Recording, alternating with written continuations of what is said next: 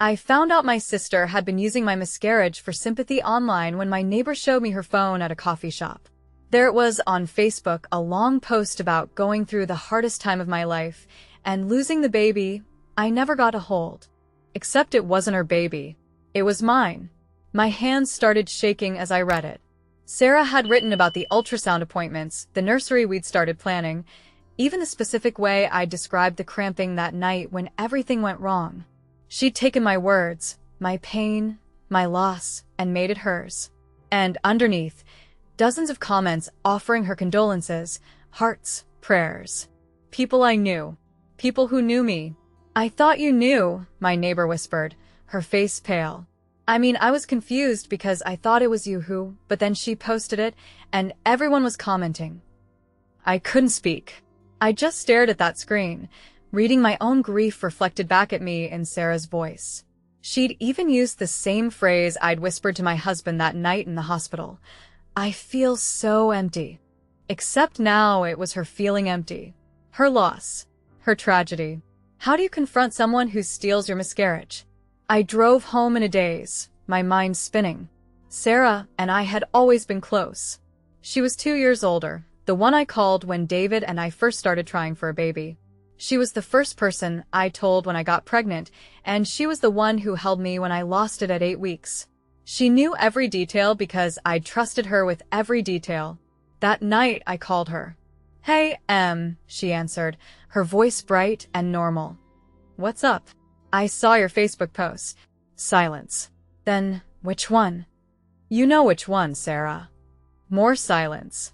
I could hear her breathing. "Look, I can explain." "Explain what?"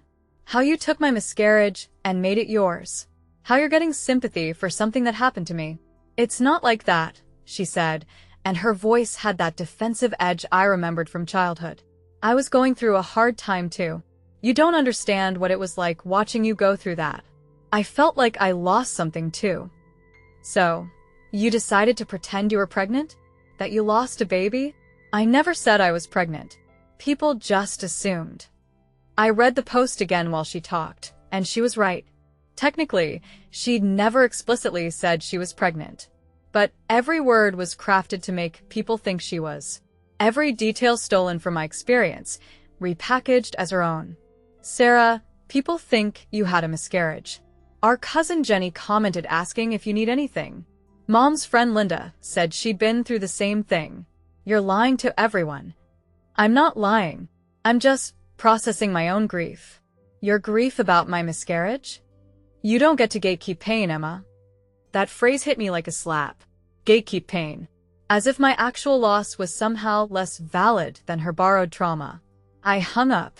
David found me crying in our bedroom an hour later.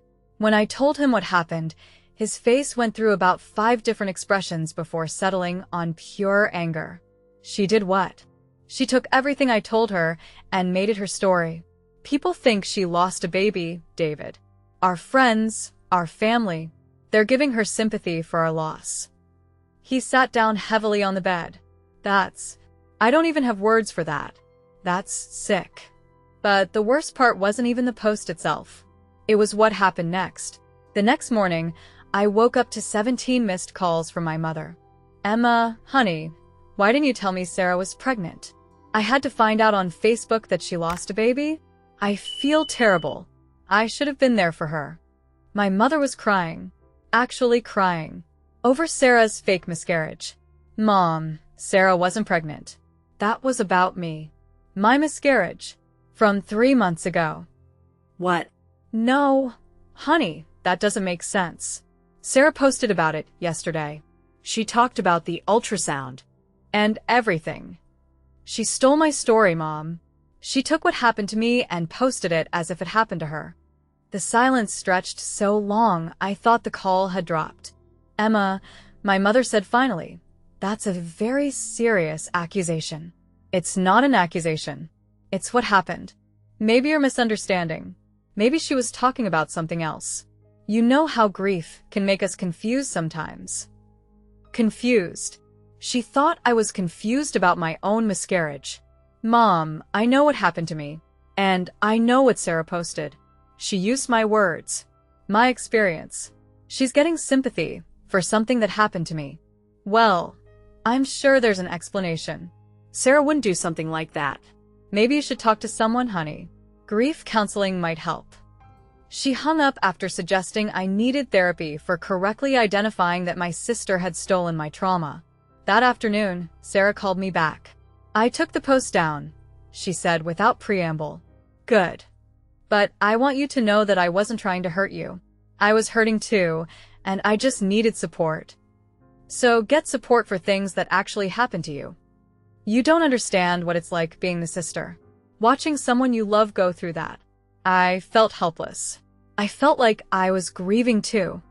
There it was again. Her grief over my loss, as if that gave her the right to claim it. Sarah, I get that it was hard for you. But you don't get to take my experience and make it yours. You don't get to receive condolences for my dead baby. Don't say it like that. Like what? Like it's mine? Because it was mine, Sarah. My pregnancy. My loss. My grief. Not yours. I said I took it down. What more do you want? What did I want? I wanted her to understand why it was wrong. I wanted her to apologize without making excuses. I wanted her to tell everyone the truth. I wanted to trust her again. I want you to tell people what really happened. I'm not going to humiliate myself by announcing that I made a mistake. A mistake. That's what she called it. A mistake. Then we have a problem. She sighed. Emma, you're being dramatic. It's over. I deleted it. Can't we just move on? But it wasn't over. Because Sarah had shown me something about herself that I couldn't unsee. She was capable of taking my deepest pain and using it for her own benefit. She was capable of lying to our entire family and then acting like I was the problem for being upset about it. 2 weeks later, at our cousin's wedding, I realized how much damage she'd actually done. I was talking to our Aunt Carol when she pulled me aside. How are you holding up, sweetie? I know it must be hard seeing Sarah get all that support when you've been struggling too. What do you mean? Well, with her miscarriage and everything. I know you and David have been trying, and it must be difficult watching your sister go through that when you want a baby so badly. My stomach dropped. Even though Sarah had deleted the post, people still believe her version. They thought she'd lost a baby, and I was just the sister who couldn't get pregnant. Aunt Carol, Sarah didn't have a miscarriage. I did. 3 months ago. She looked confused, but she posted about it. She talked about the ultrasound and the hospital, and she was talking about my experience. She took my story and posted it as if it happened to her. The look on my aunt's face shifted from confusion to something like horror. Emma, that can't be right. It is right. Ask David. Ask my doctor. Ask anyone who was actually there. But I could see she didn't want to believe it. It was easier to think I was confused or jealous than to accept that Sarah had done something so fundamentally wrong. That night, I confronted Sarah again. People still think you had a miscarriage. Aunt Carol thinks I'm just the jealous sister who can't get pregnant. I can't control what people think. You could tell them the truth. Emma, I'm not going to go around announcing my personal business to everyone. What happened between us is between us. What happened between us? Sarah, you stole my miscarriage. You let people comfort you for my loss. There's no between us about it. You lied to everyone. I didn't lie. I just let people make assumptions. Based on my story, using my words, about my dead baby. Stop saying that. Stop saying what? The truth. She hung up on me. The next few months were a special kind of hell. Family gatherings became minefields. People would ask Sarah how she was healing and offer her gentle smiles and understanding nods. Meanwhile, I was the sister who'd never been pregnant, never lost anything, never needed support. At Christmas dinner, my grandmother pulled Sarah aside to give her a small angel ornament for the baby you'll always remember. I watched from across the room as Sarah accepted it with tears in her eyes, thanking Grandma for being so thoughtful. That ornament should have been mine. David was furious. We need to tell everyone what really happened. And say what? That my sister is a liar who steals other people's tragedies? That she's so desperate for attention she'll fake a miscarriage? Who's going to believe that? People who care about the truth. But I was learning that people don't always care about the truth when the lie is more comfortable. My mother called a few days after Christmas. Sarah told me you're upset about something that happened online. She said you think she posted about your miscarriage. I don't think she did, Mom. She did do it. Honey, I read that post. She was clearly talking about her own experience. What experience? When was Sarah pregnant? Well, she must have been. Why else would she post about it? The circular logic was maddening. Sarah must have been pregnant because she posted about losing a pregnancy, and the post must have been true because Sarah wouldn't lie about being pregnant. Mom, call David. Ask him. Ask him when Sarah was pregnant. Ask him when she had a miscarriage. I'm not going to drag David into this family drama. Family drama. That's what my mother called it when one daughter stole another daughter's miscarriage. This isn't drama, Mom. This is Sarah lying about something that happened to me. Emma, I think you need to consider that maybe you're remembering things differently than they happened. Trauma can affect memory. There it was. The suggestion that I was crazy, that I couldn't trust my own memory of my own miscarriage. Are you saying I imagined having a miscarriage? No, of course not. I'm saying maybe you're confused about what Sarah posted. I have screenshots. That stopped her. What? I have screenshots of her post. Before she deleted it. Every word she stole from me. Silence. I don't want to see them, she said finally. This whole thing is getting out of hand. You girls need to work this out between yourselves. She hung up, and I realized that my mother would rather believe I was having some kind of breakdown than accept that Sarah had done something unforgivable. That night, I looked at those screenshots again. Every stolen word, every borrowed detail, every piece of my grief repackaged as hers. And I made a decision. I posted my own Facebook status. 3 months ago, I had a miscarriage at 8 weeks. It was devastating, and I'm still processing the loss. I wanted to clarify this because there seems to be some confusion about whose experience this was. The baby David and I lost was ours, and the grief we're working through is ours. I appreciate everyone's support as we continue to heal. I tagged Sarah. My phone started ringing within minutes. What the hell is wrong with you? Sarah's voice was shaking with rage. Why would you post that? Because it's the truth. You're trying to humiliate me. I'm trying to tell people what actually happened to me. Everyone's going to think I'm a liar. You are a liar, Sarah. I never said I was pregnant. I never said I had a miscarriage. I just talked about going through a hard time.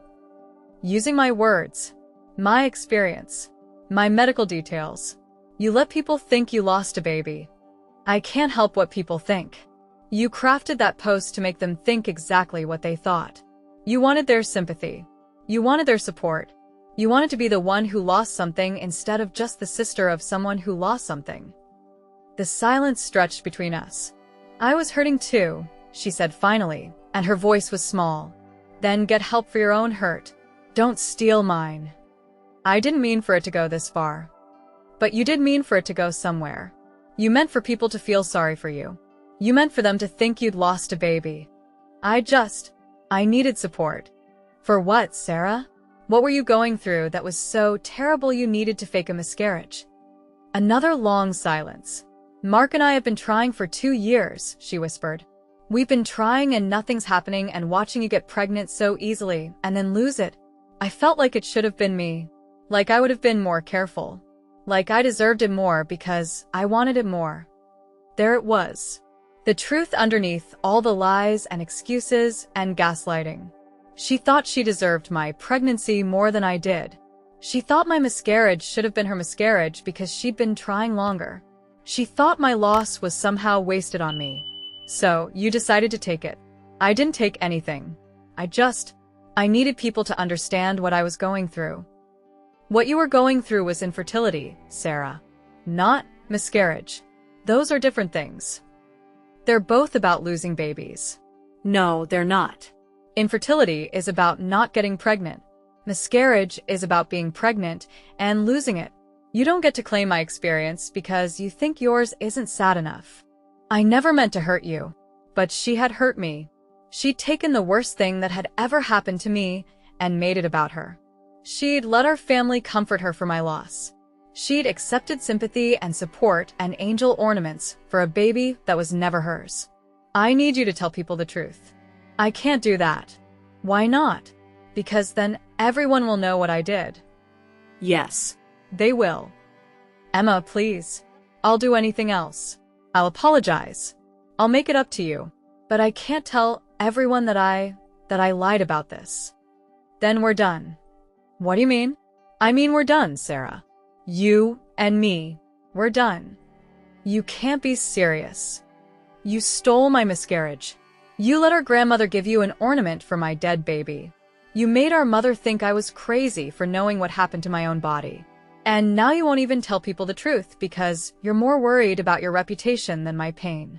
Emma, you're my sister. Sisters don't do what you did to me. Please don't do this. I made a mistake. You made a choice. You made dozens of choices. You chose to write that post. You chose to use my words. You chose to accept people's condolences. You chose to let them think you lost a baby. You chose to let me look crazy for telling the truth. And now you're choosing your reputation over our relationship. I love you. No, you don't. People who love each other don't steal each other's grief. I hung up. The fallout was swift and brutal. Half our family thought I was being cruel to Sarah during her difficult time. The other half slowly began to piece together what had really happened. My mother stopped speaking to me entirely for attacking Sarah when she was vulnerable. My father called to say he didn't understand what was happening, but maybe I should be the bigger person. Be the bigger person. As if forgiving someone who stole your miscarriage was just basic human decency. But something strange happened in the weeks that followed. Without Sarah's version of events clouding everything, people started asking questions. They started noticing that Sarah had never mentioned being pregnant before that post. They started remembering that I was the one who'd been to the hospital, the one who'd taken time off work, the one whose husband had been posting about supporting each other through difficult times. The truth has a way of surfacing, even when people try to bury it. My cousin Jenny called me a month later. I owe you an apology, she said. I've been thinking about Sarah's post, and some things didn't add up. When I asked her about the due date, she got weird and changed the subject. And then I remembered that you'd mentioned trying for a baby last year. It's okay, Jenny. No, I dissent. I should have believed you. I should have asked more questions instead of just accepting what Sarah said. I'm so sorry. Thank you for saying that. As the weeks passed, more people reached out. Friends who had initially offered their condolences to Sarah began to realize the truth. They started to see the cracks in her story, the inconsistencies that had been there all along. It was like a dam breaking, and the truth flooded out. I felt a strange mix of relief and anger. Relief that people were finally seeing Sarah for who she really was, but anger that it had taken so long. I had been the one to suffer, yet I was the one left feeling isolated and unheard. One evening, David and I sat on the couch, and I finally let myself cry. I just wanted my family to understand what happened to me. I wanted them to support me, not her. David wrapped his arms around me. You deserve that support, Em. You went through something unimaginable. And you did the right thing by speaking up. I just wish it didn't have to come to this. I wish I could have my sister back. Do you really want her back? The sister who took your pain and made it her own? I paused, considering his words. No. I want the sister I thought I had. The one who would never betray me like this. As time went on, I began to find my footing again. I started attending a support group for women who had experienced miscarriages. It was a safe space where I could share my story without fear of judgment or misunderstanding. I met women who had gone through similar experiences, and for the first time, I felt seen and validated. One night, as I shared my story, a woman reached out and took my hand. You are so brave for speaking your truth. It takes a lot of strength to stand up for yourself, especially when others try to take your pain away. Her words resonated deeply. I realized that I had been given a gift through this experience, even if it was wrapped in pain. I had learned to stand up for myself, to reclaim my story, and to find strength in vulnerability. Months later, I received a message from Sarah. Can we talk? I stared at the screen, my heart racing.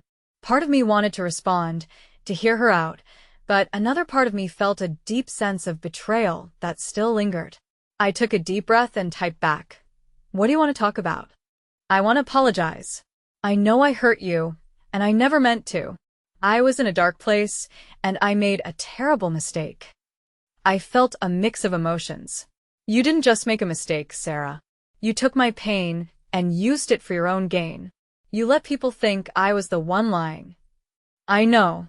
I was selfish. I thought if I could just get through it, I could support you better. But I see now how wrong I was. Do you understand why I can't just forgive you? Why this isn't something that can be easily fixed? Ida. I really do. I just want a chance to make it right. I paused, considering her words. I need time. I need to heal from this. I understand.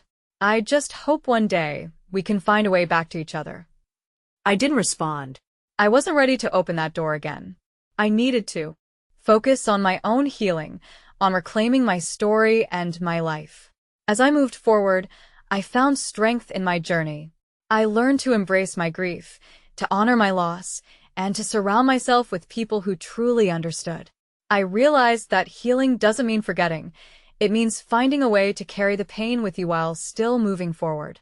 In the end, I learned that betrayal can shatter relationships, but it can also lead to profound self-discovery.